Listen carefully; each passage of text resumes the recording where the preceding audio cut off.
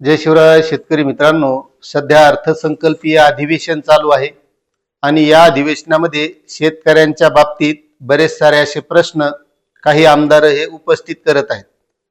आता त्यामध्ये आज अर्थसंकल्पीय अधिवेशनामध्ये धाराशिवचे आमदार कैलास पाटील घाडगे आणि जुन्नरचे आमदार शरददादा सोनवणे यांनी शेतकऱ्याबद्दल महत्त्वाचे असे दोन प्रश्न उपस्थित केलेत। आता एक लक्षात घ्या मित्रांनो, की इतर कोणतेही खाते असतील, पर्यटन खाता असेल किंवा कोणतेही दुसरं जे शासकीय खातं आहे, तर त्याचं वेगळं बजेट असतं आणि आपली भारताची अर्थव्यवस्था ही शेतकऱ्यावर चालते। शेतकऱ्याच्या जीवावर सगळं चालतंय। जर शेतकऱ्याच्या शेतीमध्ये माल पिकला नाही, अतिवृष्टी झाली, नैसर्गिक आपत्ती आली, शेतकऱ्याला उत्पन्न झालं नाही, तर त्याचा परिणाम हा मार्केटवर होत असतो, बाजारामध्ये होत असतो, खरेदी विक्रीवर होत असतो।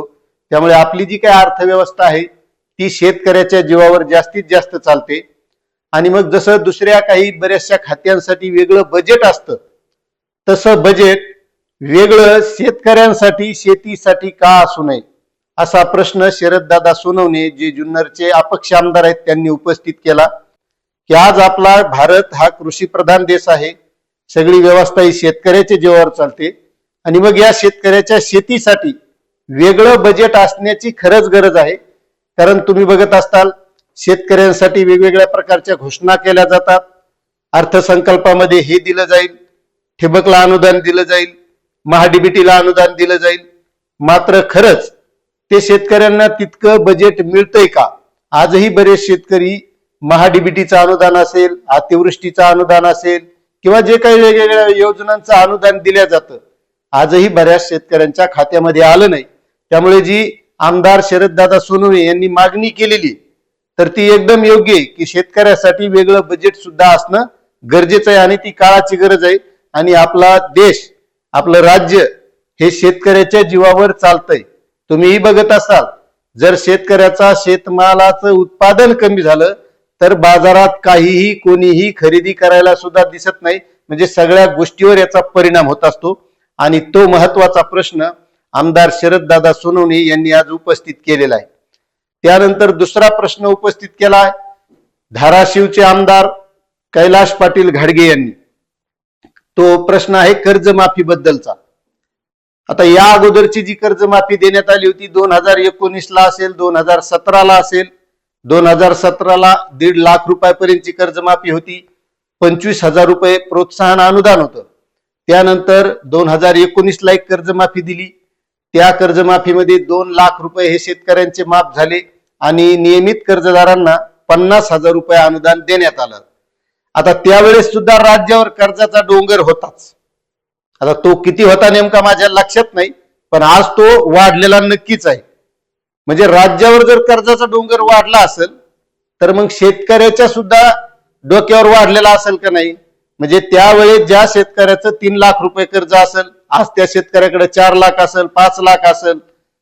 बँकेचं जरी नसलं तरी बाहेरचं कर्ज असतंय शेतकऱ्यावर, कारण बँका काही इतक्या सहजासहजी त्या शेतकऱ्यांना कर्ज देत नाहीत। म्हणून कैलास घाडगे पाटील यांची मागणीच ती होती की जसं राज्य सरकारवरचं कर्ज वाढत जातं, तसं 2019 ला 2 लाख रुपयापर्यंतची कर्जमाफी दिली होती। मग आता शेतकऱ्यावर सुद्धा कर्ज वाढलेलं असेल, मग या थकबाकीदार शेतकऱ्यांना 5 लाख रुपयापर्यंतची कर्जमाफी देणं गरजेचं आहे, असा त्यांनी प्रश्न उपस्थित केला।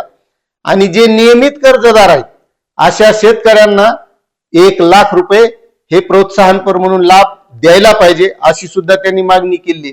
कारण जे नियमित शेतकरी कर्ज भरतात त्यांची 50,000वर बोलवण केल्या जाते, मग त्यांना सुद्धा वाढीव लाभ मिळणं गरजेचं आहे का? त्यांनी काही चूक केली का नियमित कर्ज भरलं म्हणून, रेग्युलर राहिले म्हणून त्यांना सुद्धा 1 लाख रुपये देणं गरजेचं आहे। आणि सध्या जी 2 लाख रुपये आणि 50,000 रुपये प्रोत्साहन म्हणून देण्याची कर्जमाफीची घोषणा झालेली, तर या कर्जमाफीमध्ये नेमके कोणते शेतकरी येणार, कोणत्या शेतकऱ्यांना ही कर्जमाफी दिली जाणार, याचा कोणत्याही प्रकारचा निकष नाही। आणि त्यामध्ये या अर्थसंकल्पामध्ये या कर्जमाफीची कोणत्याही प्रकारची तरतूद सुद्धा केलेली नाही, असं सुद्धा त्यांनी म्हणलेले। आता यामध्ये महत्वाचं ते आहे की ही नेमकी कर्जमाफी कोणत्या शेतकऱ्यांना दिली जाणार। 30 सप्टेंबर 2025 पर्यंत जे शेतकरी थकबाकीदार आहेत पण हे थकबाकीदार कोणते धरल्या जाणार, कधीपासूनचे धरल्या जाणार? आणि त्यामध्ये महत्वाची पुन्हा एक गोष्ट, यामध्ये फक्त पीक कर्जच माफ केले जाणार आहे. मग शेतकऱ्याकडे इतरही कर्ज असतात. शेडनेटसाठी घेतलेलं कर्ज असतं, विहिरीसाठी घेतलेलं कर्ज असतं, काही शेतकऱ्यांनी पाईपलाईनसाठी घेतलेलं कर्ज असतं, किंवा काही ज्या भौतिक गरजा असतात शेती संबंधीच्या, भांडवली गुंतवणुकीच्या, त्यासाठी शेतकऱ्याला कर्ज घेतल्याशिवाय पर्याय नसतो. मग यामध्ये जर फक्त पीक कर्जच माफ होत असेल, मग इतर जे काही शेतकऱ्याकडे कर्ज असतात, आता त्यामध्ये काही शेतकरी हे पीक कर्ज नियमित भरीत असतील, पण त्यांनी इतर सुद्धा कर्ज घेतलेले असतात. कोणी मोटर पाईपलाईनसाठी, कोणी विहिरीसाठी, किंवा इतर शेडनेट असेल, किंवा शेतीला ज्या गोष्टी लागतात त्यासाठी, मग ते सुद्धा कर्ज यामध्ये माफ होणं गरजेचं आहे.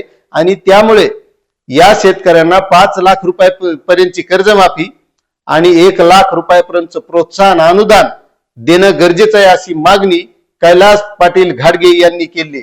म्हणजे या दोन आमदारांनी शेतकऱ्यांच्या बाबतीत महत्वाचे 2 प्रश्न, की कर्जमाफीचे निकष काय आहेत, त्याच्यासाठी बजेट नाही ठरवलं याबद्दल ते बोलले.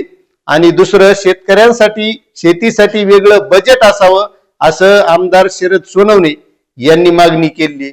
आता याबद्दल तुम्हाला काय वाटतं शेतकरी मित्रांनो, की हे जे 2 आमदारांनी मागणी केलेली आहे त्याबद्दल तुमचं काय मत आहे, नक्कीच कमेंट करा. आणि आपल्याला ही माहिती आवडली असेल तर आपल्या चॅनलला सबस्क्राईब करा, व्हिडिओला लाईक करा आणि जास्तीत जास्त शेतकऱ्यांना शेअर करा. धन्यवाद.